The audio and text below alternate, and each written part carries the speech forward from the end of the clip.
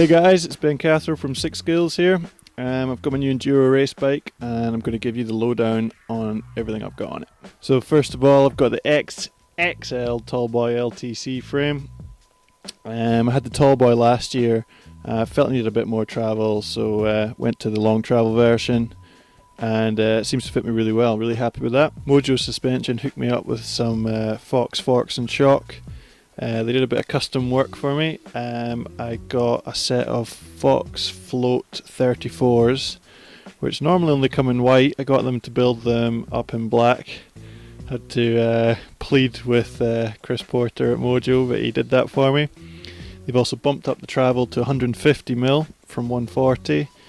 They've put some oil in the air chamber to reduce the volume, make them ramp up more. I'm currently running them on the trail setting, on the third compression setting, running them like that all the time because I like to have my forks nice and stiff and supportive so they don't wallow about. The Float X shock, they stuck a big volume reducer in there to give me a bit more ramp up. I'm running that on the trail setting with it on the number 2 compression setting all the time. The suspension's working really good. With it on the trail, it's got a good decent amount of support, so I can push it into corners, you know, shift my body weight around, and the geometry stays consistent, and there's actually something to push against, makes it more nimble. Got a Works Components 1.5 angled headset on this. I'm a downhill rider. I want to get that slackened out, get the bike nice and stable. This year I sourced my own drivetrain. I went with Shimano. I've used it for the past few years and it's always rock solid. So I was really happy to go with that again. Sourced that through Single Track Bikes. They've helped me out a lot this year. And price is always a concern, so I went SLX. 1, cheap. 2, looks good. 3, the kind of design on it means it doesn't scuff up anywhere near as bad as, say, the XTs. Shimano pedals, went for SLX shifter and C-Mac. Good solid shifting. 10 speed, big range cassette at the back, 11 to 36.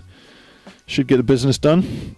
I love the compact clutch design of the Z-Mac, so went for that. So also really lucky to be supported by Straight Line Components this year. I've got their excellent silent guide. I used just a top guide last year and my chain was coming off all the time and I was just like, I don't want any of this hassle. Pretty light for a full guide and it's solid, so happy with that. Also got their pedals as well, their amp pedals. I don't have them on the bike at the moment. But when I'm coaching and just messing around, I'll be using those amp flats, but for racing I'll be running clips. I'm sponsored by Renthal this year. I've got their light bars, running them full 740mm width. I've also got their Kevlar grips because they last for ages and they're so good. Got the duo stem, perfect, 50mm length, no dramas, fit and forget. I've also got the SR4 chainring, which is a 32 tooth, all solid, super light, does the business. I've been a long-term fan of Hope products and I sourced my wheels from them this year. I went for the standards Pro 2 Evo hubs, really liking their new rear hub, which is 40 tooth engagement. Also decided to go for flow rims. Last year I was on the Arches and I pushed my bike pretty hard through the turns and I could just feel those bad boys flexing.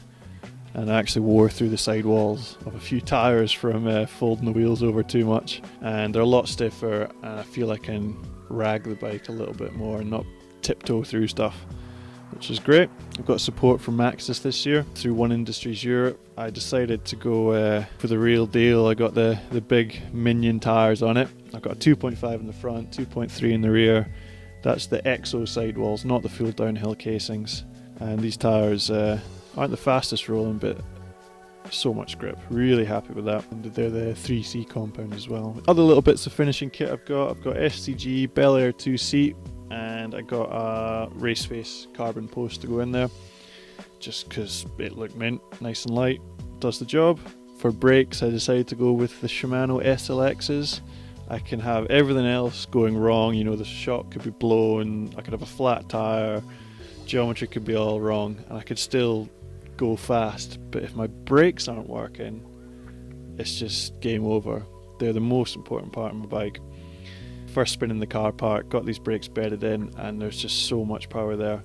I've gone for the finned pads and the 7-inch Ice Tech rotors. So little custom modifications I've done. The cable routing on the carbon version of the Tallboy, I found was a little strange.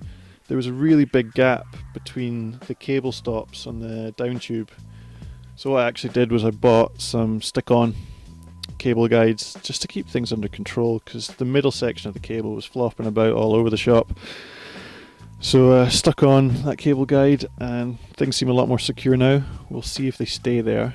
I've got a whole heap of rubber mastic tape on the rear chainstays and a bit on the seat stays as well, which deadens the sound and also protects the frame. And it's pretty much the best stuff you can get for protecting your chainstay. So that's my Enduro race bike for the year. If you guys have any questions about my setup or any little tricky things I've done to it, feel free to ask and I will answer. Cheers. See you guys. Bye.